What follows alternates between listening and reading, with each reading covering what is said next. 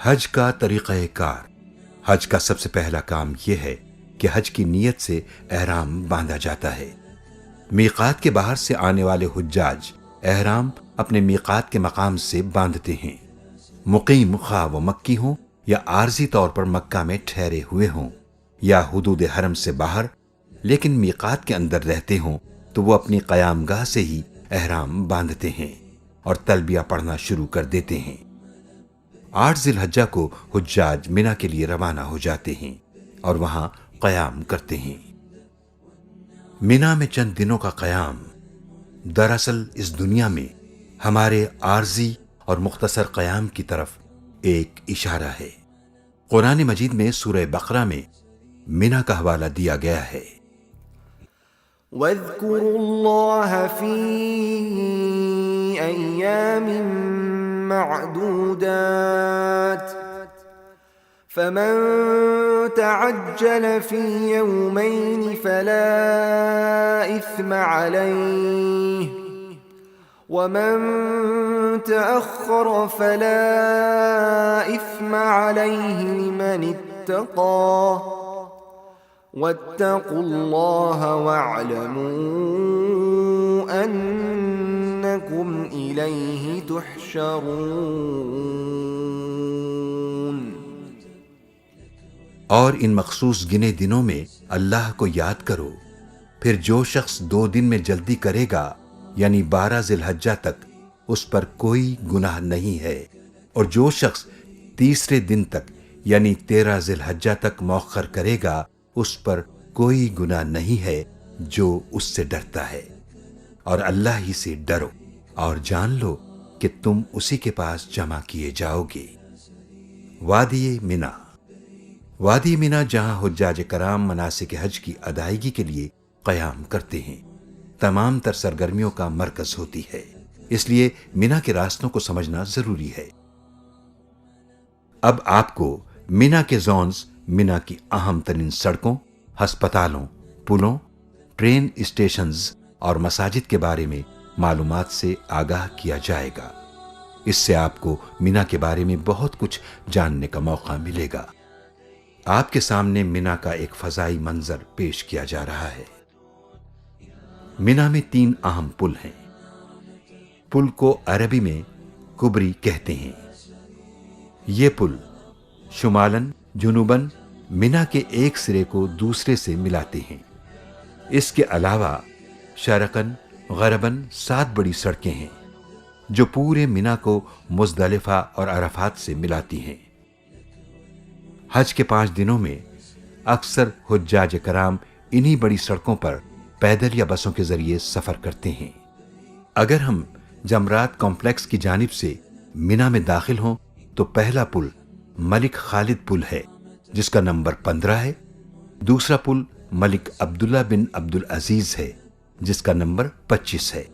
اسے عموماً کبری ملک عبداللہ بن عبدالعزیز بھی کہا جاتا ہے۔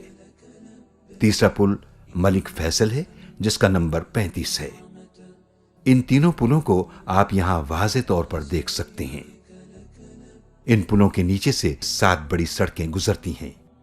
یہ 7 سڑکیں پورے منا کو مزدلفہ اور عرفات سے ملاتی ہیں۔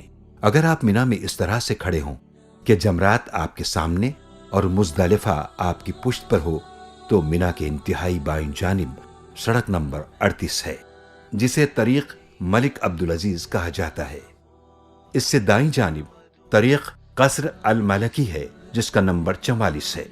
ملک فیصل روڈ کا نمبر 50 ہے، جبکہ 56 نمبر سڑک جوہرہ کہلاتی ہے اور سڑک نمبر 62 کو سوق العرب کہا جاتا ہے۔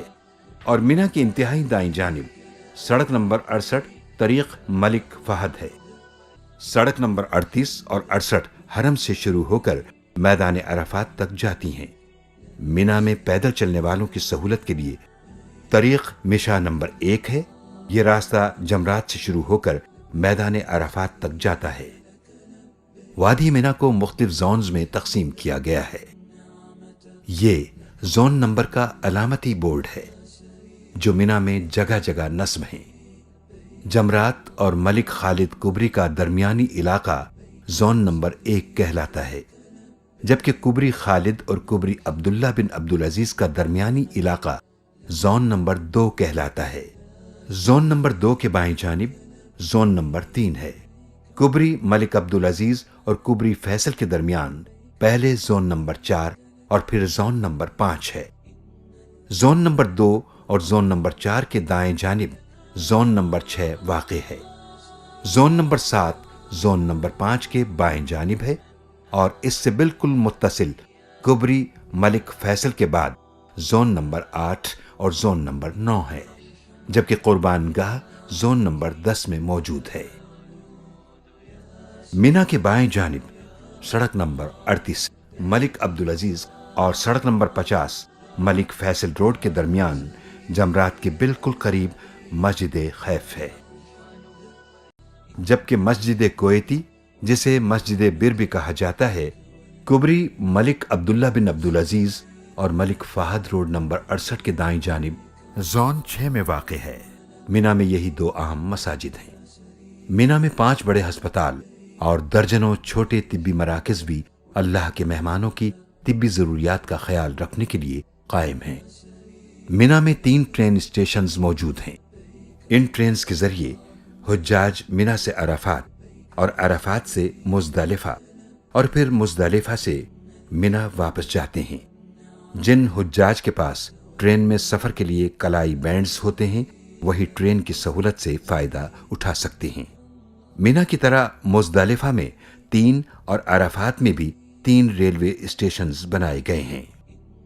سعودی حکومت نے حجاج کرام کی سہولت کے لیے مشاعر مقدسہ یعنی مینا، عرفات، مزدلفہ میں اور جگہ جگہ راستوں میں ٹھنڈے پانی کے کولرز اور آرام کے لیے بینچ نصب کیے ہوئے ہیں۔